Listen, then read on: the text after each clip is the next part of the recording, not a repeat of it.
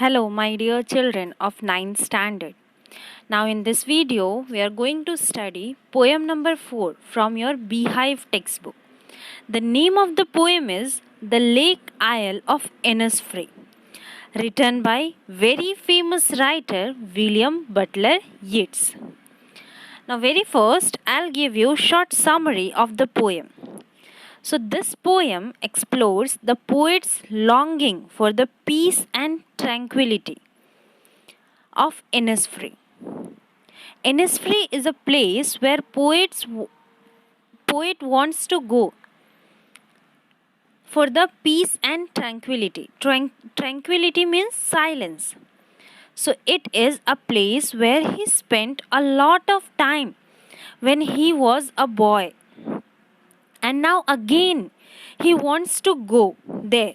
So this poem is a lyric, means this poem is in a song format, or we can say this is a musical poem.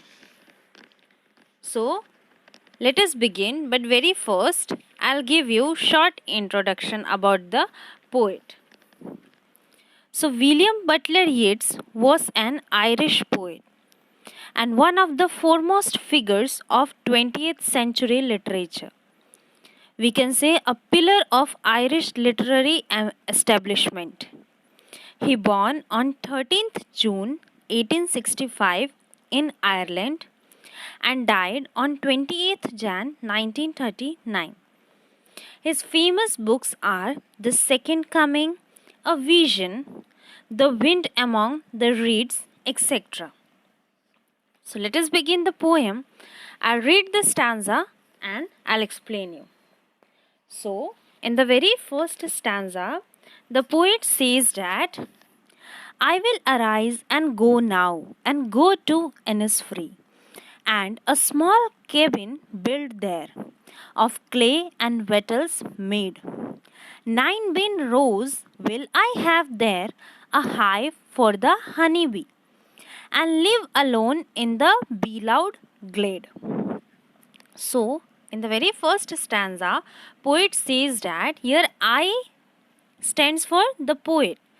So, poet is telling that he wants to go to Innisfree, and there he will build a small cabin, means room, for himself with clay and wattles. Wattles means twisted sticks for making fences, means boundary, walls, etc. And for food, he will grow 9 rows of beans. And also, he will have honey from honeybee hive. And there, he will live alone in an open space where he will build his room. Also, there will be a full of buzzing sound of bees. Further, poet says that in stanza 2, and I shall have some peace there, for peace comes dropping slow, dropping from the wheels of the morning to where the cricket sings. There midnights all the glimmer, and noon a purple glow, and evenings full of the linnet's wings. So in the second stanza, poet says that he will feel peace in Innisfree, as peace comes dropping. Dropping means slowly. Further, poet says that how he would feel peaceful there. So slowly in the morning time when it is cloudy and the view is not clear, as if like morning has worn a veil. Veil means a piece of fine material worn by women to cover face, or simply we can say burqa, dupatta, etc. So looking at this scene, he will feel relief. Further, he says that when cricket is a small insect. So and a male cricket rub their part of the wings together and make chirping sound. So your poet says that when he will hear the singing, the chirping sound made by the cricket, that is insect, so that sound will bring him at peace. Further, he says that at midnight, when he will see a glimmer, glimmer means something which is shining. So, at midnight, when he will see the stars shining in an open sky, so their shine will give him peace. In the afternoon, when the sun will give a purplish glow, that will give him peace.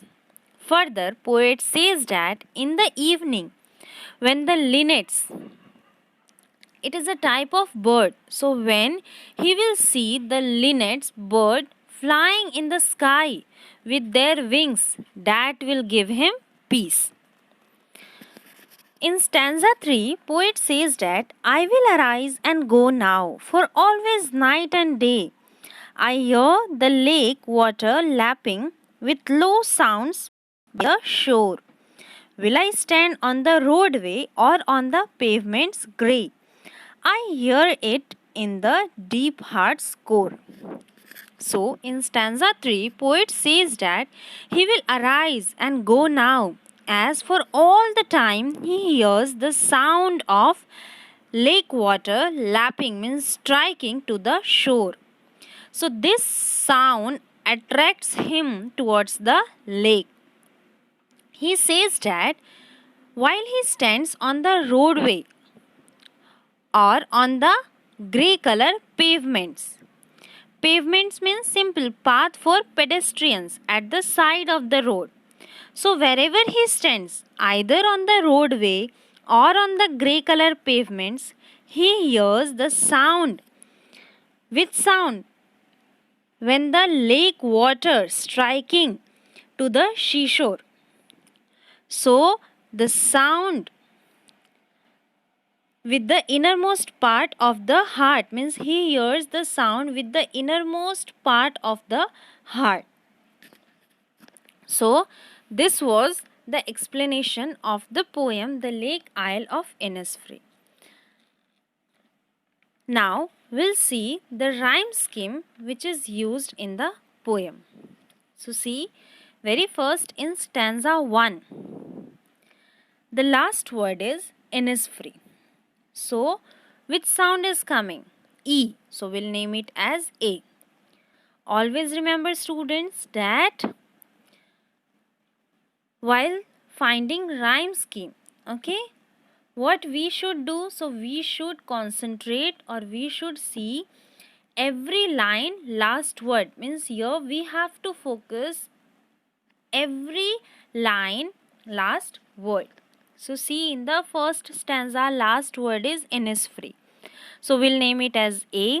Again, second line, last word is made. So we'll name it as B. Now third line, last word is honeybee. So see here, the sound E is coming, which is similar to first line, last word Innisfree. So again we'll name it as A. In the fourth line, last word is glade. So glade is getting rhyme with second line, last word made. So again we'll name it as B. So with this our rhyme scheme became AB, AB. So if you will see, then in the all the stanzas the same rhyme scheme has been used, that is AB, AB. Now we'll see in the first stanza which figures of speech have been used. So very first figure of speech is alliteration. Now what is the meaning of alliteration? So alliteration is the repetition of consonant sound in the start of two or more consecutive words. So see here in line 3. In line 3, when the poet says that 9 bin rows will I have there, a hive for the honeybee. So see here, have, hive and honeybee. Means in this line, her sound is getting repeated. And where that her sound is coming? On the very starting of the words. So this is the example of alliteration. Now second figure of speech which is used is repetition. Now what is the meaning of repetition? So repetition means it is a literary device that repeats the same words or phrases a few times to make an idea clearer. Now see, it could be a word, a phrase or a full sentence, or we can say a poetic line. So see here, first stanza, line 1. I will arise and go now, go to Innisfree. Again see, third stanza, first line. What is there? I will arise and go now, for always, night and day. So see, I will arise and go now. This line is getting repeated in first stanza and in last, that is third stanza. So this is also an example of repetition. Again see in stanza 2. Earlier only I said that same rhyme scheme has been used. See here in stanza 2, line 1, last word is slow. O sound is coming. So we'll name it as A. Again second line, last word is sings. So different sound. So we'll name it as B. Now third line, last word is glow. So we'll name it as A. Why? Because see, first line is getting rhyme with third line, last word. Slow, glow. So we'll name it as A. Now fourth line, last word is wings. That is getting rhyme with second line, last word sings. So again we'll name it as B. So with this our rhyme scheme became AB, AB. In stanza 2, the figures of speech which has been used is first personification. What is the meaning of personification? So when you give non-living thing a characteristics, or we can say an attribute of living things. So this is known as personification figure of speech. So in line 2, when the poet says wheels of the morning. So wheels means, earlier only I said that a piece of fine material worn by women to protect the face, or we can say burqa, dupatta. So here poet is personifying morning, means he is treating morning as a woman who wear wheels. So this is an example of personification. Now next figure of speech is metaphor. Metaphor means direct comparison between two things. So see here, wheels of the morning. Again line 2, stanza 2. In stanza 2, see line 2, wheels of the morning. So here wheels of the morning means again clouds. So which will be there in the sky during day. So here poet is saying wheels to the clouds. So this is an example of metaphor. Metaphor means direct comparison between two things. So wheels is getting compared with what? Wheels is getting compared with morning. Now in stanza 3, the figures, the rhyme scheme is same, that is AB, AB. Day and see third line grey. So A sound is coming, so we'll name it as A. Again see second line and fourth line B sound is coming. So A, B, A, B. Now figures of speech is first repetition. So earlier only I said that line 1, I will arise and go now, in stanza 1, and in stanza 3, line 1, I will arise and go now. So these are getting repeated in stanza 1 and in stanza 3. Means lines are getting repeated. So this is the example of repetition. Now next figure of speech is alliteration. So alliteration means repetition of consonant sound in the start of two or more consecutive, or we can say closely connected words. So in line 2, when poet says that I hear the lake water lapping with low sounds by the shore. So see here, lake and lapping. Okay, so consonant sound is coming, lapping and low. So la sound is coming, which is consonant.